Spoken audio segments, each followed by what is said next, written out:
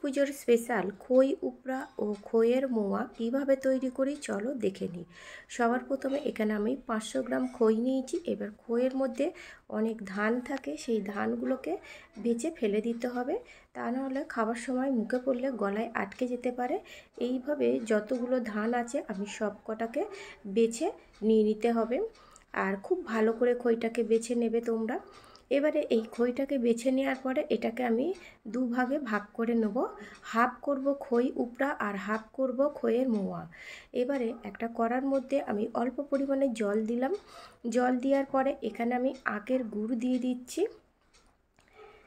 250 গ্রাম খইয়ের মধ্যে তোমরা 100 থেকে 150 গ্রাম গুড় দেবে। গুড় দিয়ে এটাকে খুব ভালো করে হাই ফ্লেমে গুড়টাকে জাল করে নিতে হবে, মানে গুড়ের যে চিটটা সেই চিটটাকে তৈরি করে নিতে হবে। গুড় কোনো দিন লো ফ্লেমে করবে না, হাই ফ্লেমে করবে, ঝটপট হবে আর গ্যাসও অনেক সেফ হবে।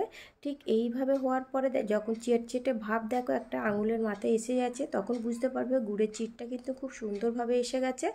এবারে আমি দেখতেই পাচ্ছ চিটটা আমি তোমাদের দেখাচ্ছি।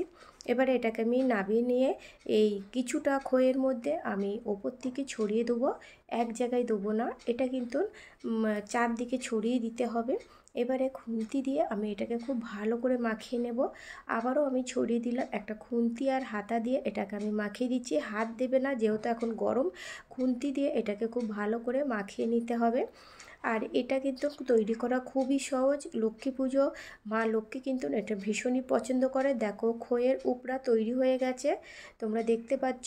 উপরা হচ্ছে একটু সাদা সাদা থাকে আর একটু গায়ে গায়ে গুড় লেগে থাকে। এবারে বাকি যে গুড়টা রয়েছে আরও একটু আমি জাল দিয়ে দিলাম। জাল দিয়ে গরম করে নেওয়ার পরে এবার বাকি যে খইটা ছিল সেই খইটা কিন্তু এই গুড়ের মধ্যে আমি দিয়ে দিচ্ছি। সব কটাই গুড় আমি দিয়ে দিচ্ছি। দিয়ে খুব ভালো করে গ্যাসের ফ্লেমটাকে একদম বন্ধ করে এবারে খুব ভালো করে নাড়াচাড়া করব। টোটাল এখানে 500 গ্রাম খইয়ের সাথে এখানে কিন্তু 450 গ্রাম গুড় লেগেছে। তোমরা হাফ হাফ করে গুড়টা দুটোকে তৈরি করে নিতে পারো। এইভাবে মাখিয়ে নেওয়ার পরে হাতে একটু জল হাত করে নিলাম। অবশ্যই বন্ধুরা জল হাত করে নিও, বা তোমরা একটু হাতে ঘিও নিয়ে নিতে পারো। নিয়ে এইভাবে ওপর থেকে নিয়ে হাত দিয়ে কিন্তু মুঠো করলেই কিন্তু এই মোয়াটা কিন্তু খুব সহজেই তৈরি হয়ে যায়। এইভাবেই আমি সব কটা মোয়া তৈরি করে নিয়েছি। তৈরি হয়ে গেছে আজকে খইয়ের মোয়া আমি প্লেটে তুলে নিলাম। রেসিপিটা তোমাদের কাছে ভালো লেগে থাকলে লাইক করবে, কমেন্ট করবে, প্লিজ চ্যানেলটি সাবস্ক্রাইব করবে।